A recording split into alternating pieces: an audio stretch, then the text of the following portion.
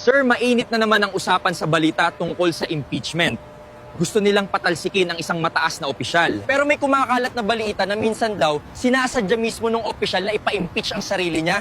Totoo ba yon? Bakit mo kakasuhan ng sarili mo? Alam mo tol, para sa ordinaryong tao, ang impeachment ay parang salitang alien. Mabigat pakinggan. Constitutional process daw. Pero sa lengguwahe ng kanto, simple lang ang ibig sabihin niyan. Ayaw na namin sa'yo, kaya sisirain ka namin sa taong bayan hanggang sa mapilitan kang umalis. Huwag tayo magpapaloko sa mga term na ginagamit nila, gaya ng betrayal of public trust o culpable violation of the Constitution. Big words yan, pang scare tactics. Pero sa loob ng Kongreso at Senado, hindi naman talaga yan ang labanan. Ang labanan sa impeachment ay hindi batas. Ang labanan dyan ay matematika. Ilalabas ang calculator, ilan ang kakampi ko, ilan ang kakampi mo. Kapag marami kang tropa sa Kongreso, kahit nagnakaw ka pa ng building, safe ka. Pero kapag wala kang tropa, kahit nagkamali ka lang ng kulay ng medyas, impeach ka. Kaya ang tawag dyan, numbers game. Hindi ito korte kung saan evidence ang hari. Ito ay showbiz kung saan popularity at connection ang hari. Pero teka, may secret technique dyan na hindi alam ng marami. Ito yung tinatanong mo na, ang impeachment bilang bakuna. May batas kasi tayo, tol. Ang tawag dyan, 1-year ban rule. Nakalagay sa konstitusyon, no impeachment proceedings shall be initiated against the same official more than once within a period of 1 year. Ibig sabihin, kapag nasampahan ka na ng impeachment complaint ngayon at na-dismiss o natalo yon, ligtas ka na sa loob ng 1 taon. Bawal ka ng kasuhan ulit kahit anong baho pa ang lumabas. May immunity ka na for 1 year. Kaya ano ang gagawin ng wais o tuso na politiko? Gagamitan nila ng diskarteng sariling saksak. Ganito ang script, tol. Alam nung opisyal na may totoong kalaban na nagpaplano ng malakas na kaso laban sa kanya. May hawak na matibay na ebidensya yung kalaban. So para maunahan niya, siya mismo ang magpaplano ng sarili niyang impeachment. Kukuha siya ng stuntman, babayaran niya o uutusan niya ang isang tao para mag-file ng impeachment complaint laban sa kanya. Pero, eto ang twist. Ang kasong ipafile nila ay mahina. Ang tawag diyan verified complaint kuno, pero sa loob, puro basura.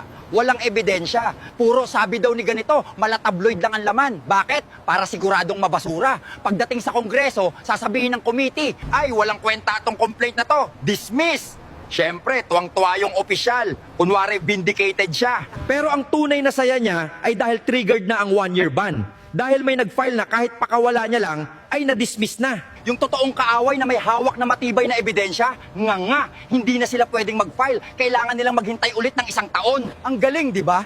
Para siyang nagpabakuna. Nagpasok ng mahinang virus sa katawan para maging immune sa totoong sakit. Ang tawag dyan, immunization by impeachment. Kaya hindi lang to numbers game, tol. Chess game to. Huwag tayong magpapaloko sa mga drama sa TV. Minsan, yung nakikita mong nag-aaway kunwari, magkakampi pala yan sa likod. Pinapalabas lang nila na ini-impeach nila para maklear na agad at hindi na magalaw ng tunay na oposisyon. Tignan mo ang casting ng palabas na to. Ang mga congressman ang magsisilbing prosecutor. Aba, ang gagaling umarte. Sisigaw sa microphone. Duduruin yung akusado. Akala mo naman ang lilinis nila. Kung makapagsalita tungkol sa corruption, parang hindi sila humihingi ng SOP sa mga kontraktor sa distrito nila. Ang tawag dyan, grandstanding. Nagpapakitang gilas kasi naka-livestream sa social media. Alam nilang nanonood ang mga botante. Kaya kailangan bida-bida ang datingan. Libreng kampanya yan, tol. Tapos aakyat sa Senado. Ang mga senador naman ang magiging senator judges. Nakatoga pa, nakarobe na kulay pula o itim, feeling Solomon. Pero habang nakikinig sa hearing, makikita mo nagsiselfone lang o kaya natutulog. Tapos kapag botohan na, hindi naman base sa ebidensya ang desisyon. Base sa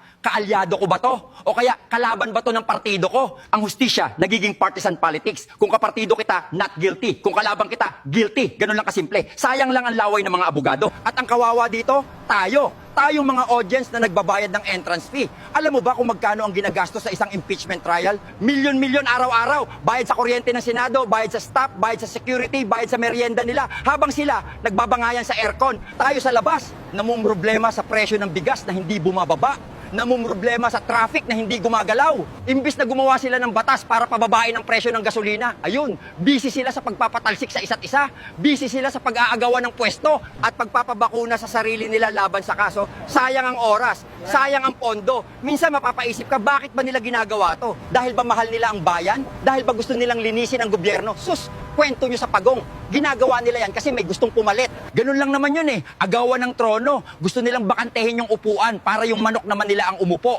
parang musical chairs. Pero ang taya ay kinabukasan ng bayan. O kaya naman, ginagawa nila para linisin ang pangalan nila sa paraang legal, kahit ang totoo ay dinaya lang ang proseso. At ano ang ending ng teleserye na to? Madalas, wala. Minsan, acquitted o pinapalaya lang din kasi nagkaayusan na sa likod ng kamera. Minsan naman, magre-resign na lang yung opisyal bago pa matapos ang trial. So anong nangyari? Nagsayang lang tayo ng 3 buwan na puro daldalan. Napagod lang tayo kakanood ng bardagulan nila. Ang ending, sila-sila pa rin ang magkakaklase. Sila-sila pa rin ang magkakakumpare. Kaya tol, sa susunod na mabalitaan mong may impeachment na naman at nakita mong parang ang hina naman ng kaso o kaya sobrang ingay ng mga politiko, magduda ka na. Huwag ka nang masyadong mag-invest ng emosyon. Huwag kang makipag-away sa social media para ipagtanggol sila. Dahil para sa kanila, laro lang to. Scripted ang away, planado ang batuhan. Baka hindi yan attack, baka defense yan. Ang goal lang nila ay guluhin ang isip natin para hindi natin mapansin na wala naman talagang asenso na nangyayari.